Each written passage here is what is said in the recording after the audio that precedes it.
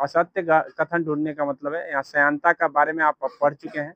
बोला श्यानता ठोस, द्रव और गैस का विशिष्ट गुण है। तो श्यानता ठोस में नहीं होता, इस बात को ध्यान रखिएगा, द्रव और गैस में ही होता है। ऐसे में आपका राइट आंसर ए ही हो जाएगा।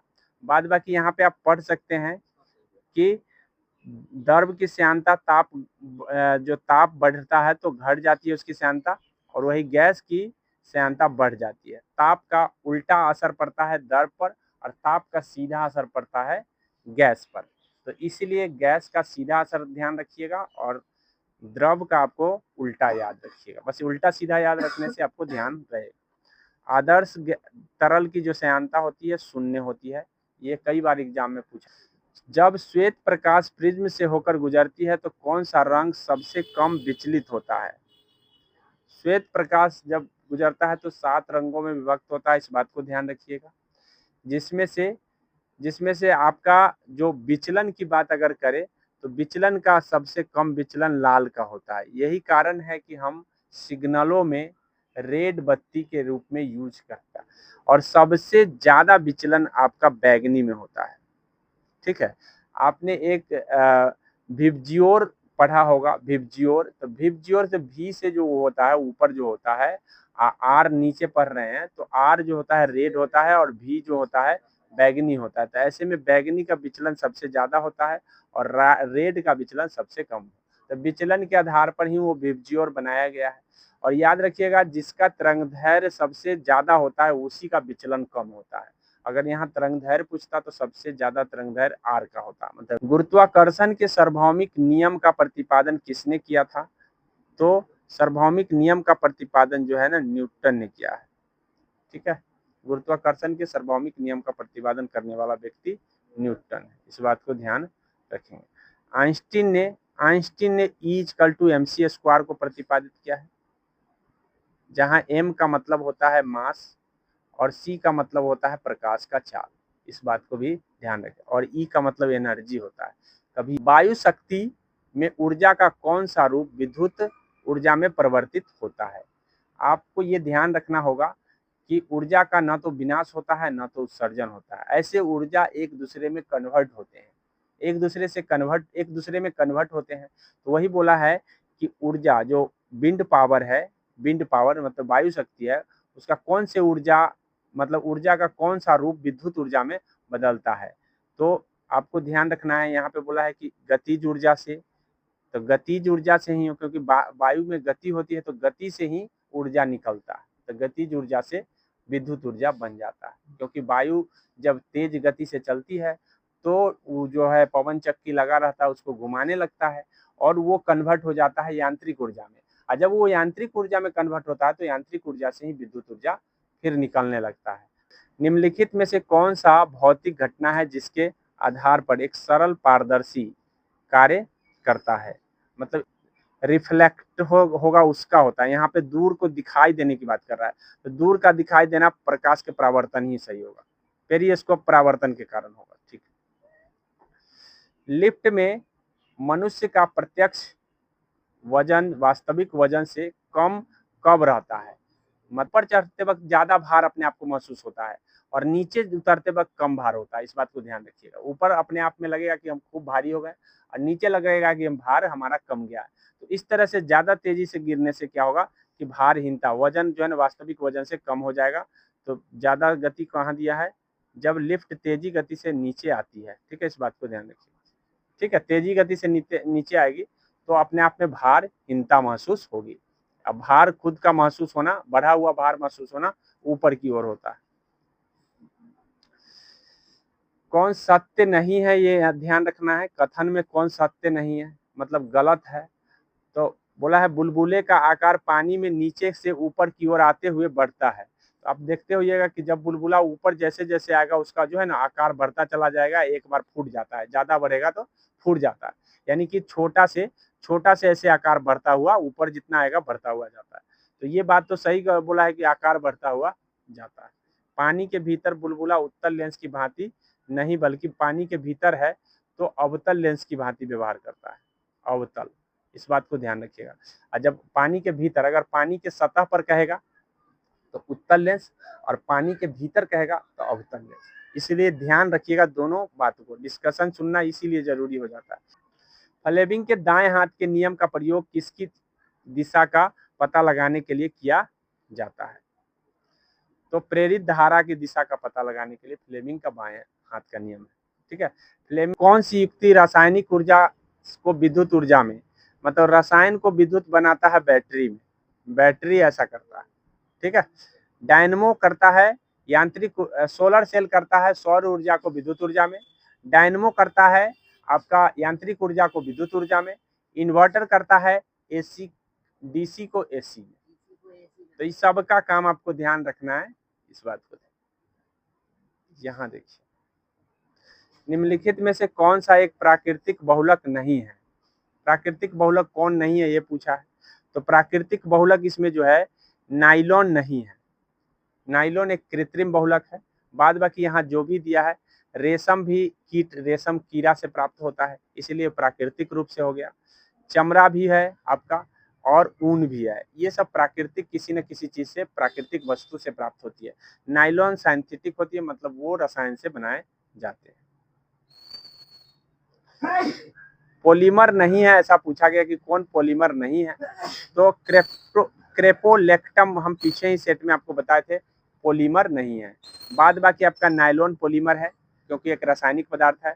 टेफ्लॉन पॉलीमर है, और पॉलीस्टाइरिन भी पॉलीमर है। एक चीज टेफ्लॉन के बारे में पूछा जाता है कि नॉन स्टिक बर्तनों पर किसका लेप चढ़ाया जाता है? तो टेफ्लॉन का लेप चढ़ाया जाता है। इस बात को ध्यान रखिएगा, टेफ्लॉन से संबंधित चीज को। हाँ। चुंबकीय क्षेत्र की तीव्रता की इकाई क्या है? तो क्षेत्र की तीव्रता पूछेगा तो टेस्ला है, इस बात को ध्यान रखिएगा। ठीक है। चुंबकीय क्षेत्र जो है उसका टेस्ला है। उसके बाद आपका है ज्योति तीव्रता का मात्रक, ज्योति वेबर किसका मात्रक होता है? वेबर किसका मात्रक होती? फ्लक्स का हो जाएगा। फ्लक्स यहाँ देखिए, चुंबकीय फ्लक्स होता है और चुंबकीय क्षेत्र होता है, और फिर उसके बाद है ज्योति फ्लक्स होता है और ज्योति तीव्रता होता है। तो इस बात को ध्यान रखिए, ये ज्योति फ्लक्स का है और ये तीव्रता का। ठीक है। कैंडेला जो है ज्योति तीव्रता का होता है। आइए देखिए, निम्नलिखित में से कौन सा सम्मिलित नहीं है होता है? यहाँ क्लोरीन का प्रयोग इलेक्ट्रिक बल्ब में नहीं होता है। यहाँ पे आर्गन का प्रयोग होता है, नियोन का प्रयोग होता है। आर्गन और नियोन, इस बात को ध्यान है। आर्गन और नियोन का प्रयोग होता है इलेक्ट्रिक बल्ब में। क्लोरीन का प्रयोग नहीं होता। आतिशबाजी में मैग्नीशियम का होता है, यूरेनियम में परमाणु का होता है, और गैल्वेनीकरण में जिंक का प्रयोग होता है। निम्नलिखित में से किस द्रव का घनत्व सबसे कम है? सबसे कम घनत्व वाला द्रव कौन है? तो सबसे कम घनत्व वाला द्रव यहाँ पेट्रोल है। अगर बात करें सबसे ज्यादा वाला, तो सबसे ज्यादा वाला यहाँ मरकरी है। मरकरी है सबसे ज्यादा। इसका जो है जो घनत्व है 1.3 कुछ करके इतना आता है। वही 1 पर आता है शुद्ध जल का आता है। नमकीन 1 पॉइंट समथिंग आता है। तो याद रखिए सबसे ज्यादा यहाँ मरकरी है। इसका मतलब है कि मरकरी को अगर हम पानी में रखेंगे तो डूब जाएगा, घनत्व ज्यादा। निम्नलिखित में से कौन सा तत्व नहीं है? तत्व नहीं है ये पूछा है। तो पानी एक यौगिक है, तत्व नहीं है, इस बात को ध्यान रखिए। 3 कार्बन सोडियम ये सब तत्व है। पानी एक क्या है? पानी एक यौगिक है, क्योंकि H2O बना हुआ है, हाइड्रोजन और ऑक्सीजन से बना हुआ है, इसलिए उसको हम यौगिक कह रहे हैं। और वही वायु कहता तो वायु एक मिश्रण है, इस बात को भी ध्यान रखिएगा, वायु एक मिश्रण। निम्नलिखित में से कौन सा आवर्त सारणी का हिस्सा नहीं है? मतलब आवर्त सारणी में कौन नहीं आते हैं? धातु आते हैं, उपधातु आते हैं, और धातु भी आता है। धातु उपधातु, धातु अधातु उपधातु सब आते हैं, गैस नहीं आते। याद रखिएगा आवर्त सारणी में कहीं गैस नहीं लिखा रहा। इस विटामिन का रासायनिक नाम कैल्सीफेरल है। तो डी का कैल्सीफेरल होता है, इसका फ्लिक्विनोन होता है। और निम्नलिखित में से कौन सा पॉलीसेक्राइड है? पॉलीसेक्राइड का मतलब है कि 2 से ज्यादा अणुओं से बना होना, पॉलीसेक्राइड उसको कहते हैं। तो इसमें स्टार्च जो होता है पॉलीसेक्राइड है, ग्लाइकोजन भी पॉलीसेक्राइड है, और सेलुलोज भी पॉलीसेक्राइड है। यानी यहाँ पे कौन नहीं है सो पूछा है। तो पॉलीसेक्राइड में गैलेक्टोज नहीं है। गैलेक्टोज जो होता है वो डाइसेक्राइड के अंतर्गत आता है। ठीक है। गैलेक्टोज जो होता है डाइसेक्राइड के अंतर्गत आता है। एक होता है मोनोसेक्राइड, एक होता है डाइसेक्राइड, और एक होता है आपका पॉलीसेक्राइड। तो 2 अणुओं से बना हुआ है उसको हम डाइसैकेराइड कहते हैं, और 1 अणु से बना हुआ है उसको हम कहते हैं मोनोसैकेराइड। इस बात को ध्यान रखिए। बोला है एरिथ्रोसाइट और ल्यूकोसाइट दोनों किसमें बनते हैं। एरिथ्रोसाइट की बात करें तो लाल ब्लड में होता है, और ल्यूकोसाइट की बात करें तो व्हाइट ब्लड में होता है। लेकिन ये दोनों कहाँ बनते हैं, तो दोनों अस्थि मज्जा में ही बनते हैं। ठीक है, दोनों अस्थि मज्जा में ही बनते हैं। बोन मैरो हम इसको कहते हैं अंग्रेजी में, बोन मैरो। यहाँ देखिए, निम्न में से कौन सा खनिज आंख के नेत्र पटल, कोशिका झिल्ली और प्रोटीन संरचना को स्वस्थ बनाए रखने में मदद करता है। यहाँ जिंक मदद करता है। याद रखिएगा कि जिंक जो है ना, नेत्र पटल को और कोशिका झिल्ली के प्रोटीन संरचना को स्वस्थ बनाए रखने में मदद करता है। आयोडीन, आयरन ये सब नहीं। हालांकि आंख के लिए विटामिन ए सबसे अच्छा है, इस बात को भी ध्यान रखिएगा कि विटामिन ए का प्रयोग जो है ना आंख के लिए सबसे अच्छा होता है। पेयजल में नाइट्रेट की मात्रा अधिक होने से कौन सा रोग होता है। पेयजल में अधिक मतलब नाइट्रेट अधिक होगा तो ब्लू बेबी सिंड्रोम हो जाता है, ब्लू बेबी सिंड्रोम। ठीक है, बाद बाकी यहाँ मिनी माता जो है ना पारा की अधिकता से हो जाता है। पारा मतलब Hg।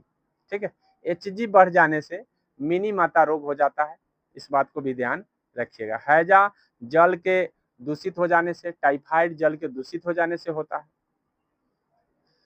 निम्नलिखित में से कौन एक किसी भी पाचक एंजाइम का स्रावन नहीं करता है। मतलब पाचन एंजाइम नहीं निकालता है कौन, तो लार ग्रंथि से निकलता है, अग्नाशय से निकलता है, क्षुद्रांत्र ग्रंथि से निकलता है, लेकिन यकृत से कोई पाचन ग्रंथि नहीं निकलता है, इस बात को ध्यान रखिएगा।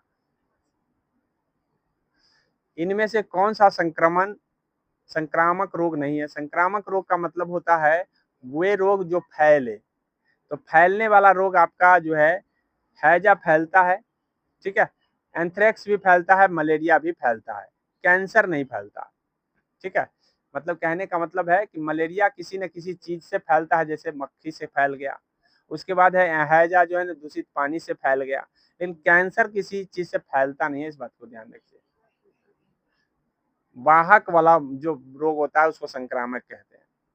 पौष्टिक अल्सर, पेप्टिक अल्सर के लिए कौन सा जीवाणु जिम्मेदार है। ठीक है, इसका जिम्मेदार जीवाणु है बैक्टर पाइलोरी। ठीक है, हेलिकोबैक्टर उसको कहते हैं, हेलिकोबैक्टर। ऐसे याद रखने के लिए आप बैक्टर पाइलोरी याद रख सकते हैं, लेकिन हेलिकोबैक्टर उसका नाम है। ठीक है, अल्सर होता क्या है, तो ये जो होता है ये आपका एक प्रकार का जो घाव हो जाता है अमाशय के अंदर, जो है ज्यादा दिन भूखे रहने से घाव हो जाता है, जिससे पेट में आपका जलन महसूस होगा, मतलब और उसमें जो है बहुत दिनों तक भूखे रहने के कारण ऐसा हो जाता है। ठीक है, तो अल्सर जो है ये आपका अमाशय में होने वाला रोग है। निम्नलिखित में से कौन सा प्राणी द्विलिंगी प्राणी के उदाहरण नहीं है। मतलब यहाँ पे जितने दिए हैं सब द्विलिंगी है। टेपवर्म द्विलिंगी होता है, केचुआ द्विलिंगी होता है, जोंक द्विलिंगी होता है, लेकिन कॉकरोच द्विलिंगी नहीं होता, एक लिंगी होता है, इस बात को ध्यान रखिएगा। मतलब ये इसमें दोनों लिंग दोनों में मौजूद रहेंगे, एक ही जीव में दोनों लिंग रहते हैं, लेकिन कॉकरोच में एक ही में दोनों लिंग नहीं रहते हैं। कि राज्याभिषेक समारोह का विवरण निम्न में किसमें मिलता है। राज्याभिषेक के बारे में बताया गया है आपका ऐतरेय ब्राह्मण में, ऐतरेय ब्राह्मण में राज्याभिषेक का चर्चा है।